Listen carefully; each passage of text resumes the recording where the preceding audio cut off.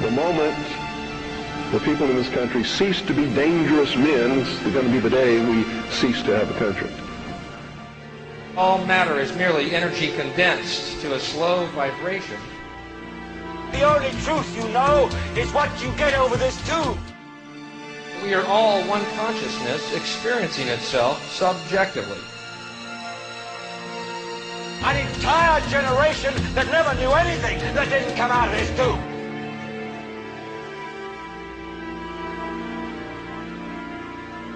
This tube is the gospel, the ultimate revelation. Their whole purpose throughout history has been to teach a small number of people how to become adept at controlling everyone else.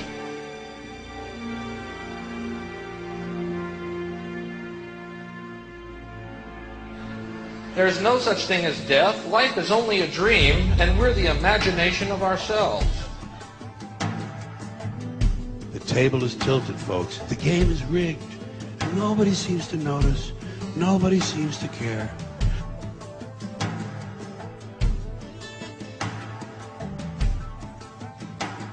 All the world is a stage, and everything that occurs on it is planned to happen that way. A totalitarian new world order is being constructed, but they will only succeed if the people let them. And all that is needed to prevent it is for people to understand its dangers and how it works, and to just look and see how orchestrated world events really are. Has anyone noticed that many of the world's most brutal and dictatorial regimes, such as North Korea, were supplied with weapons by the West to begin with? And these regimes are allowed to stay in power. So what is all this talk of freeing people? We are told we went into Iraq to free the people, yet look at what's happening in Burma. If we are so much about freeing people, well, the conflict and humanitarian violations that have been occurring in Burma have been allowed to continue for over 60 years. So why have we not gone and freed the Burmese? The fact is that there are many brutal regimes that have all been allowed to retain power, and going into Iraq was never about freeing anyone. It was about securing resources. Many brutal regimes have now become our allies, and yet the brutality in these countries continues unabated. It is allowed to continue because the banksters don't mind the brutality. The fact is that it's about the money, and if brutality is what it takes to keep the people in line, then they are all for it. And this is exactly the same type of brutality that will soon be introduced throughout the entire world. Almost all the cards have been played. Whether you choose to believe it or not, Australia is set to become the headquarters for the new global government. That is why the new Australian Parliament House is 4 times bigger than what is needed for the Australian people. It is also why its construction was overseen by Henry Kissinger. The Australian people have been completely disarmed and are soon to lose their internet freedom. England is a surveillance nightmare. The last cards to be played is to crash the US economy completely and introduce one currency for the whole of North and South America, which will be called the Amero.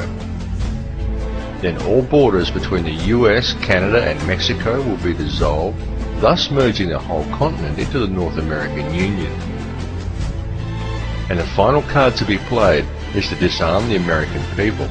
To do that, the government will most likely create an enormous and widely perceived surge in domestic crime, school massacres and gun crime in general. If they create enough carnage at home, people will simply ask to be disarmed. Once the American people are disarmed, there will be no stopping them. Codex Alimentarius will be introduced globally, and when the people of the world start dying from toxic and nutrient-devoid food and beg for their governments to save them, an Asian Union will be formed. And the Asian Union, the African Union, the European Union and the American Union will be merged into one world government.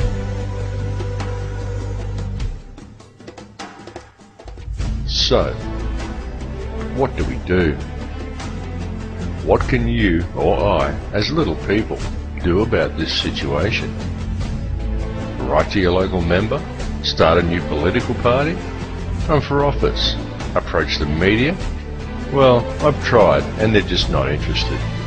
All of these things may seem like good ideas, but the reality is they are all simply distractions. Truly, the best thing any of us can do is to deal with the situation at a grassroots level, because at the end of the day, the best weapon we have to protect and preserve our freedoms is to wake people up. Talk to your neighbours, talk to people on the street, hand out flyers, anything. Just wake people up to the reality that we are now facing. The people of Germany in 1938 were in denial too, and Nazi Germany was but a prelude of what is to come. The blinders simply have to come off. This is a daunting task, but it is one that simply has to be done, because when enough people wake up, we will be able to effect change through sheer weight in numbers. Our only real hope lies in the awakening of the people. The reality is that nothing else will suffice. People seem to think that the New World Order will emerge as one group of people sitting around a table in Geneva, but it's far more sinister than that. The New World Order will be the quiet and unnoticed introduction of a global plutocracy. It will not be one governing body sitting in a room. It will be a quiet merging of all governments and all police forces across the world. The aim is a global two-class society consisting of the elite and the workers, with all dissent squashed and all rights removed. And the enemy is you. Imagine life in a totally controlled and totalitarian society, where every move you make is monitored, where all money is in digital credits attached to a microchip in your arm, where every person must work very hard simply to keep their head above an insurmountable pool of self-generating debt created wholly by design, and where all debts are automatically removed from your account when they are due.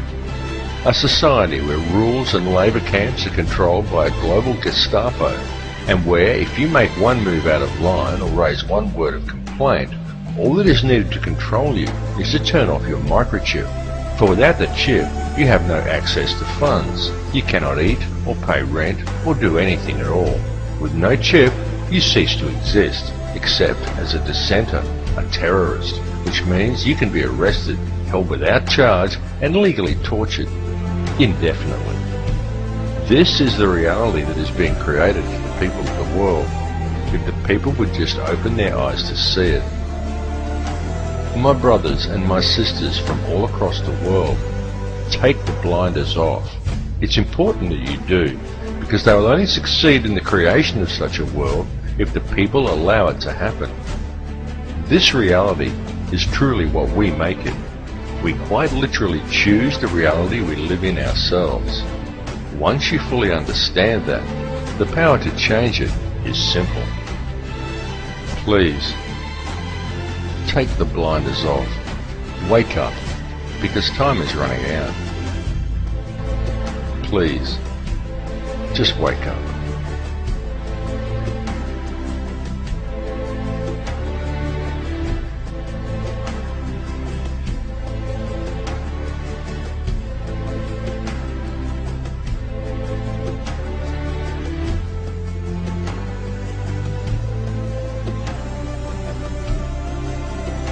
Things that we're talking about now, the kinds of things that suggest that our inner world and our inner thoughts, feelings, emotions, beliefs in any way affect the world around us. And it was through direct experience what I began to understand was that this is the great secret that everyone knows except us in the West. Almost any other culture that we go to, from the monasteries in Egypt and Tibet and India and Bolivia and Peru, the indigenous traditions, little villages in the Andes Mountains, they all know that there is this experience that we can have inside of our bodies that affects our world in some way, and our science simply has not allowed for that historically. Well, I was trained as a scientist, and I was trained to look in the world around me for my answers, so I began to go to these places. I began to go into the monasteries, all the places that I mentioned. And it was through the direct experience of sitting in the presence of people who have lived and practiced the kinds of traditions that they teach about. And what we begin to understand is that this is the place where science got it wrong. The space that we believe is empty is not really so empty. It's full of a living essence, of a living material that we're only beginning to understand.